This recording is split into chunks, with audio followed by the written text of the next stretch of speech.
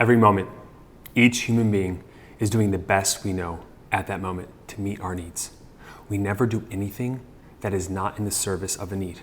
There is no conflict on our planet at the level of needs. We all have the same needs. Shouldn't relationships be easy?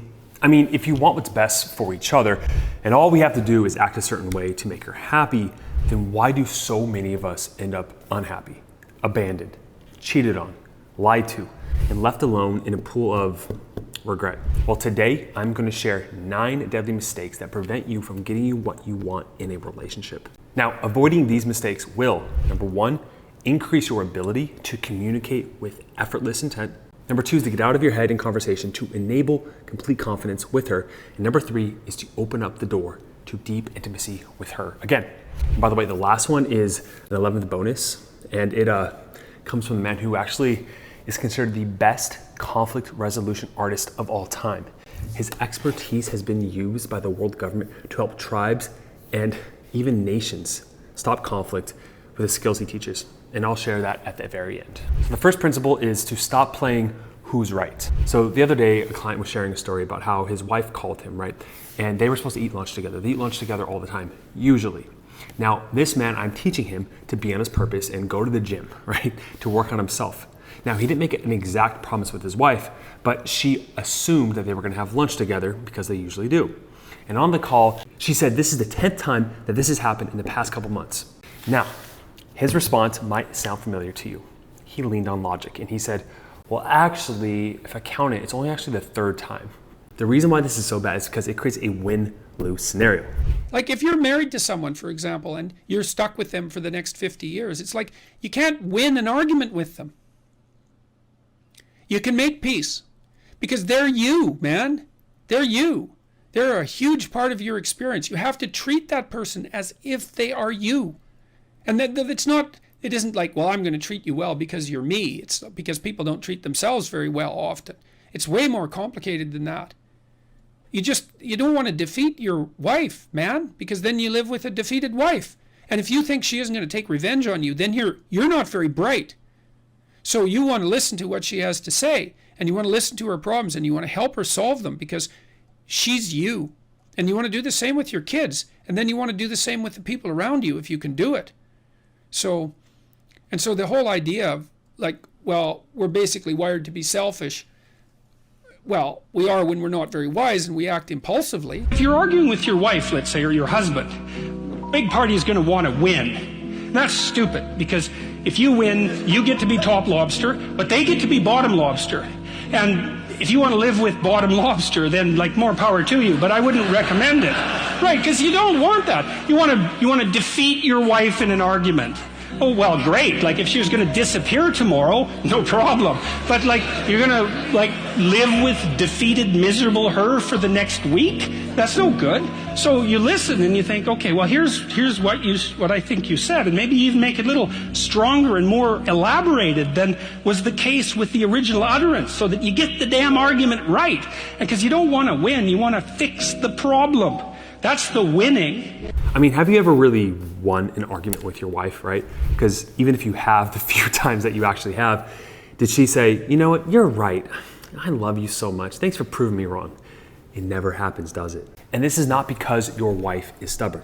Okay, maybe a little bit, but that's not the main point. You see, you can have a win-win relationship with your wife. There's a way to communicate with her that you both feel understood, connected, and both have a resolution. Marshall Rosenberg, the guy I just told you about who solves world conflicts, actually says this.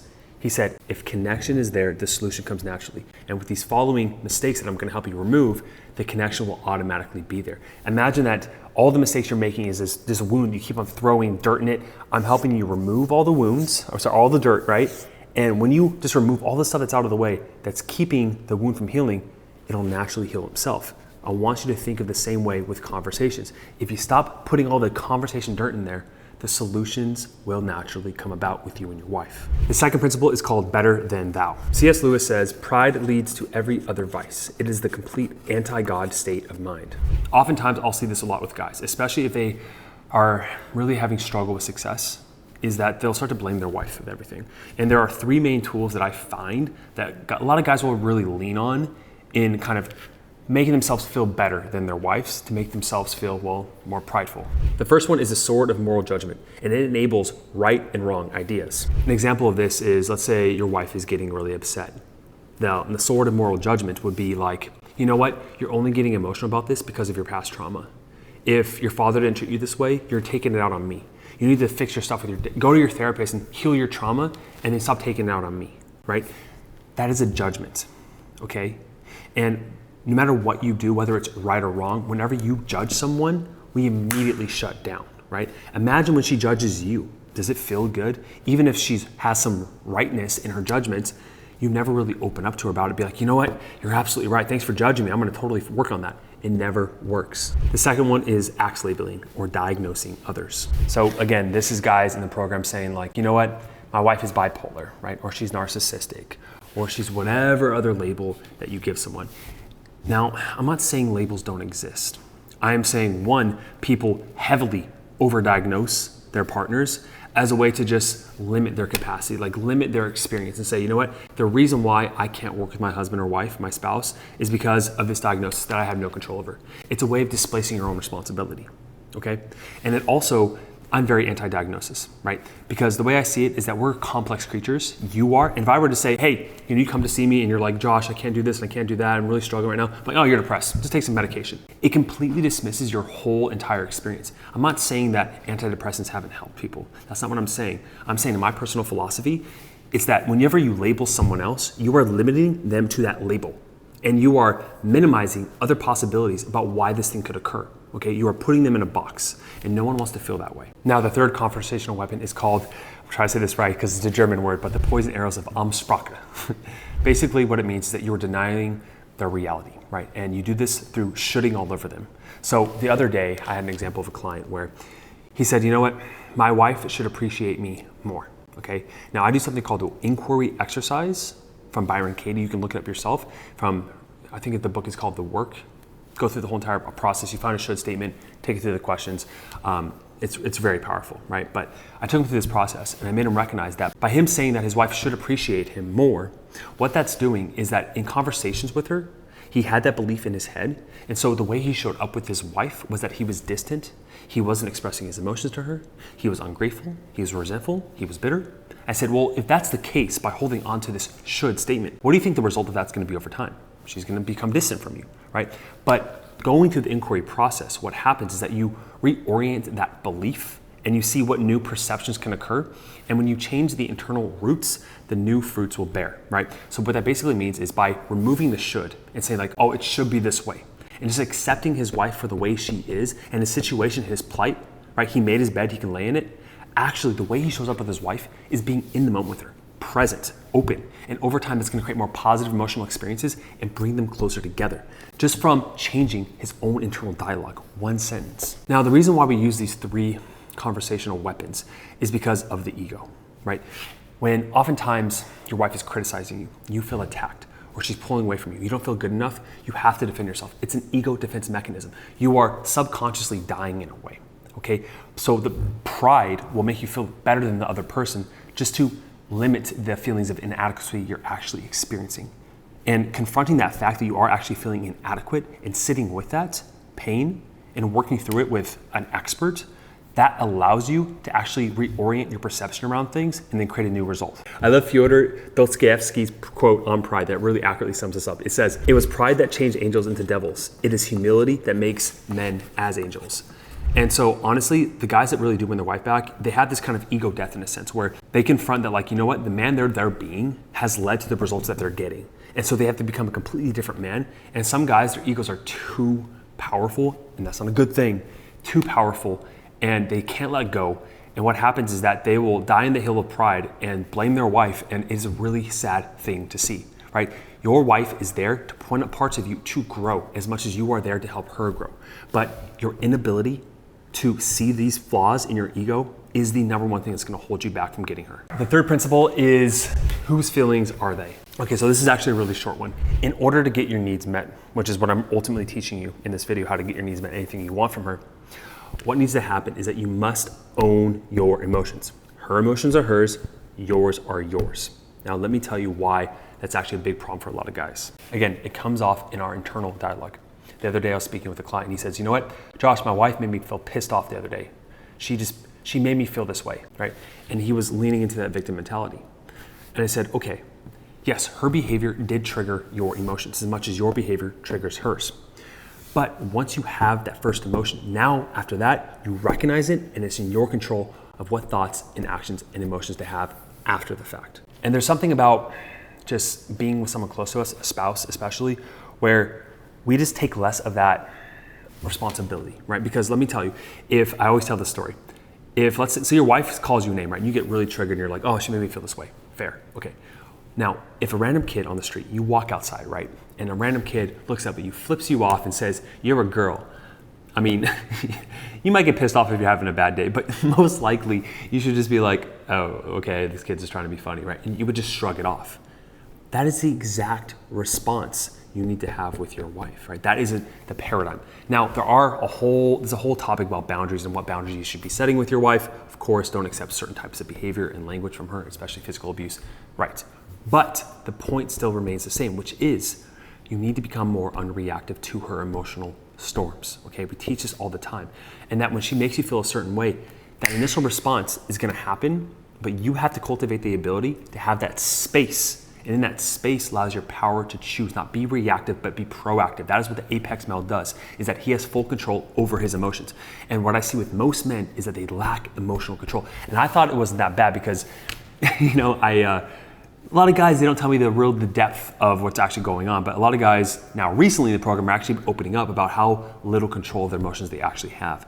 And if you want one prime skill in order to really shift the tide in your conversations with her, it is creating that emotional control.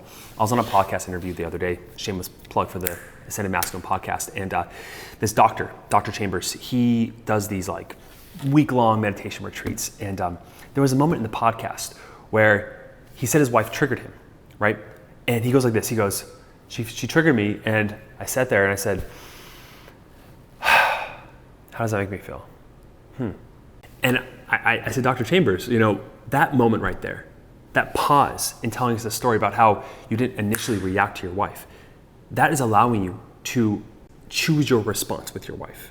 And if you're conscious and you choose the response of being open and being honest, man, like that is the difference between going down this path a little bit every single time of this downward spiral with your wife, or being a conscious apex male and choosing the path of openness and love and confidence and non-reactivity that makes her feel safe. The fourth principle is I feel because you turns into I feel because I. Your feelings are your own. You may not have control of the initial emotional reaction, but you do have control after the effect. Again, if someone cuts you off in traffic, you may get pissed and you want to run them off the road, but you are not going to do that, right?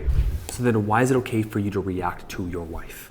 Now, some people hear this and I know the response is, okay, then I feel angry because she is the one criticizing me. And if she didn't do that, I wouldn't feel this way. Now, this is where extreme accountability comes in. And some guys, when they really get this down, it's amazing, right? That at the end of the day, right, you get to perceive or choose how you perceive her words and how she treats you and what it means, okay? Now, when she is using these words of, being mean or like shutting you out, you can choose to see it as her being narcissistic, bipolar, angry, a B word, whatever it is, or you could choose to see it as that she's in pain and she's trying her best to cope, okay? And again, I want to emphasize that I don't want you to accept certain behavior that crosses your boundaries. I have videos on boundaries and how to assert those. However, recognizing that if you are watching this video, you are struggling in communication. And so maybe try to understand what I'm teaching you here is that you get to choose the perception of the event. Another quote from Marshall Rosenberg really sums this up. All violence is the result of people tricking themselves into believing that their pain derives from other people and that consequently those people deserve to be punished. Don't attribute to malice what's actually coming from ignorance. Okay, personal example, okay, something that I still struggle with to this day. If my partner says something that really hurts me and causes a lot of pain, it's hard for me to show that pain. Like I preach showing vulnerability and I want to work on that still myself. But when she does stuff to, she's mean to me or she says something that hurts my feelings, I'm gonna have that stoic face because I don't want to overreact. But if I'm able to show her that it's actually causing pain and I express that honestly, the few times I've done that successfully, she softens herself, right? And it's not like she's doing it on purpose, right? She has a need in that moment too. And it all starts with being honest about your own emotions, okay? And owning that. Because at the end of the day, no matter what she says, it's like if she gives me poison, right? She says things that can hurt me. It only hurts me if I choose to drink it, if I choose to accept it.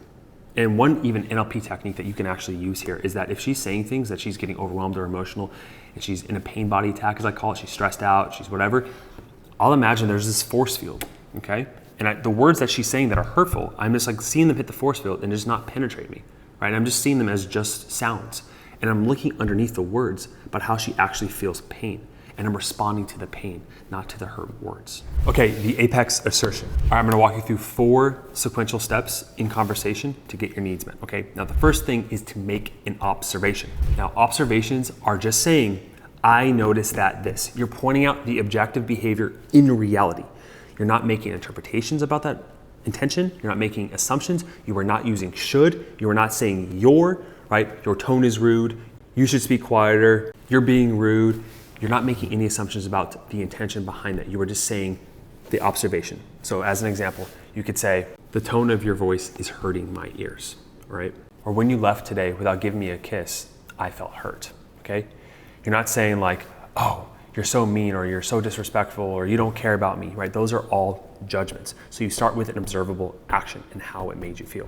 And how it made you feel is the second step here. So you have the emotion and then the context, okay? So the observable action is the context. So it would be, I feel this emotion when you did this thing, okay? You see how in that, you're just saying, you're owning your emotions, how it made you feel when this thing happened, right? It's not saying, I'm pissed off when you do this to me all the time because you're this, and that, right? You have to check yourself and just simply say, I feel this emotion when this thing happens, okay? And she cannot argue with how you feel as much as you cannot argue with how she feels. Those are like the best practices for constructive conversation. Now, the biggest mistake that a lot of people will make is they'll follow I feel with a thought. They'll say things like, I feel like, I feel that, I feel she, I feel it's. No, it's I feel and then an emotion, okay? It has to be followed by an emotion. The third step in this is that after you say that, you are going to then hear her out, right? Ideally, in an ideal world, you will understand the emotion she's feeling, right? And then you can respond to that by saying, oh, okay, you feel annoyed when I did this thing, okay? You guys go back and forth sharing, I feel this when this happened, okay, you feel this when this happened, and that's creating that connection and understanding, and then you're gonna insert your needs. So you can see a needs chart right here, okay? This is an example of a bunch of different needs. Now, Marshall Rosenberg always says there's always a need behind in conversation, and being able to identify what need is being violated in her and in yourself in conflict is pivotal in solving these problems, right? And not making mistakes. You have to identify the need. After you identified your need, then you make your request, okay? So you go back and forth with sharing the observable action connected with your feeling, okay? Understand hers, go back and forth with that until you get to a point where like you guys understand what emotions were being expressed there. And then after that, you go into identifying what needs you guys each had underneath those emotions. And then you guys are able to make the request how to resolve this conflict. So the request looks something like this. I would like you to blank behavior so that I can get blank need met to feel this emotion. So if I were to fill in the blanks here with an example of this, you would say, I would like you to speak to me in a softer tone so that I can receive compassion to feel peace of mind, okay? So you can take whatever situation and then over time it's gonna feel awkward at first, but the more you do this, the more competent you'll get at it and it'll become automatic. And it is a skill you must acquire, not just with your wife, just people in general, to bolster every relationship. This helps you in your work capacity, with friendships, with family, everyone. Okay, for the sixth one, it is super short. It's called Child Feeds Ducks, and it is one basic rule, which is never do something you don't want to do, okay? Period. Let's go to the next one. Okay, the seventh principle is to not take judgment personally. And actually a really good book that highlights this is the 4 Agreements by Don Miguel Ruiz. It's one of his 4 agreements. I highly recommend that book if you haven't read it. But Marshall Rosenberg says, taking things personally is a setup for suffering. It makes you easy prey for other people's emotional poison. They can hook your attention with one little opinion and feed you whatever poison they want. How true is that with your wife? Already talked about this. Imagine when she gives you those words that could hurt you, that she's giving you poison, but at the end of the day, you can choose to accept it about who you are, okay? Like, I have heard wives say the most ridiculous things to husbands when they were so angry and mad that are so over the top. And some guys, they'll laugh at it, right? They're like, okay, that's ridiculous. And it's not minimizing her, by the way. Humor is actually a good way to respond to these, deep things she says. But it's a proper way to do it. I can cover that in another video. Point is, some guys will accept these like just cruel things. And it's like, you're only being hurt by that. Remember the child example, going outside and seeing a child flip you off and call you a girl. If you know for a fact that you are good enough, right? That you feel valuable, no matter what she says, if you know that to your core, she can't hurt you, right? You become bulletproof. And you only get upset because deep down, you do believe her. No one can make you feel inferior without your consent. Or one of my favorite quotes from Wayne Dyer, how people treat you is their karma, how you react is yours. Okay, I'm gonna tell you one more quick story about this idea, just to really hammer home with kids again. Now, I used to work with kids with autism, right? My first job out of college. And there was this girl that I would work with. I'd go over to her house, and her mother was a piece of work. That's all I'm gonna say. Spoiled her a lot, and it was really bad. But she would, when I would come over, immediately she would hate me. The girl would just hate me. I don't know why. She would be on top of the stairs. I'd come in, I'm like, here it comes. I feel it in the air. And she looks down at me and she sees me and she's like, stupid chicken. Stupid chicken, right? Now, if this girl had the articulation to use different words, we can insert stupid chicken with, well, any word that's a lot worse than stupid chicken. But at the end, it really serves the point because it's not even the words. Her emotions behind that were like, I hate you, get out of here, you suck, right? But look, like, was it about me? No, she just didn't want to do work, right? She didn't want to, have me sit there and help her do all these things when she could just play with her toys, right? And like, am I gonna be bothered by a girl calling me stupid chicken? No, right? I know I'm using an extreme example to prove the point, but when your wife is saying these things, just because she's an adult, just because she's saying things that she knows where your buttons are, okay? She's still in her reactive, childlike mind. And if you see her through that modality, right, that paradigm, it allows you just to soften a little bit and see that she's just going through pain and you don't have to react to that. The eighth principle, don't put your butt in the face of an angry person. Just know that it's pouring oil on the fire whenever you say but, right? It's like, it immediately triggers like defensiveness in your wife, okay? Like she'll say something and you'll say, but I didn't mean to say it. Or I didn't intend it that way, right? I didn't intend it. If you just knew the way I meant it, you wouldn't feel this way, right? That's where women really get off and saying, guys, gaslighting is because you have your perception of things and you're saying, wait, hold on. If you just knew this fact, this logic, you wouldn't feel this way. Okay, I know, trust me, I'm very logical myself, but at the end of the day, trying to use logic when she's feeling emotional, it just does not work. You have to help her, let that storm settle, right? Validate her, use the skills of observing, understanding, hey, you feel blank because, opening up to her, right? That storm will settle, and then you can point out the logic. By using but, getting defensive, is just gonna make her dig her heels in further, becoming more stubborn, pushing you guys further apart. The ninth principle is the dialectical samurai. Now, Usagi Kenshin said, engage in combat fully, determined to die, and you will be alive. Wish to survive in the battle, and you will surely meet death. Okay, so this is the most advanced concept, and I have to tell you through a story. Okay, now there's this concept called attunement. Okay, attunement is the idea that when you are so connected to that person, there is no thoughts. Now, when you have a deep intimacy with her, right, this is actually what you guys crave, that deep connection. You can have it with sex, you can have it with when you're first pair bonding, right? Mothers have it with their children when they're breastfeeding. This is just that deep connection, okay, that attunement. Now, when she's upset, she's yelling or shutting down or being bitter or resentful or whatever her modality or MO is when there's conflict, you're gonna go into your head, aren't you? You're gonna go into this outcome mode of thinking, right? Where you're trying to get somewhere else, okay? You're trying to change her behavior. The other day, my partner we were upset, arguing a little bit, and I sat there and I had this moment where I was like, she was yelling, she was upset, and I was just like, oh, I don't want it to be this way. I was driving actually. And for a second I just said, you know what? She should feel this way. I'll allow it. I want her to feel this way. Why shouldn't she? And I just kept on having this self-talk of this should happen.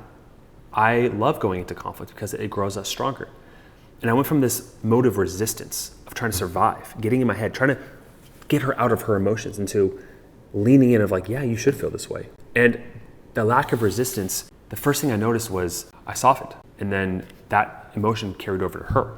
In all the previous skills I told you, I stopped saying but. right? I didn't use should. I didn't use any of the moral judgments.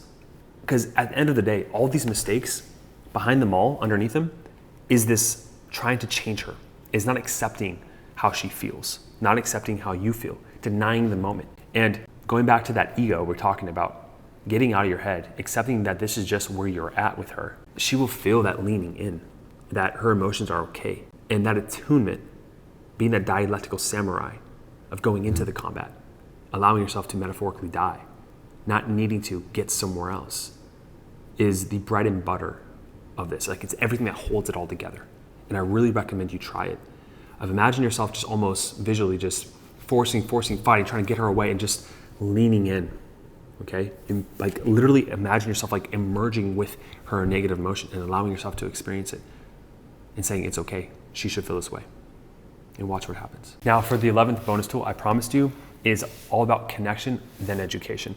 I'll let Marshall Rosenberg show the little clip right here. When she hears your needs without hearing any criticism or demand, and you hear her needs without any criticism and demand, the solution will find you. The conflict will resolve itself. It does need to be resolved. It is so often, I want to really emphasize this.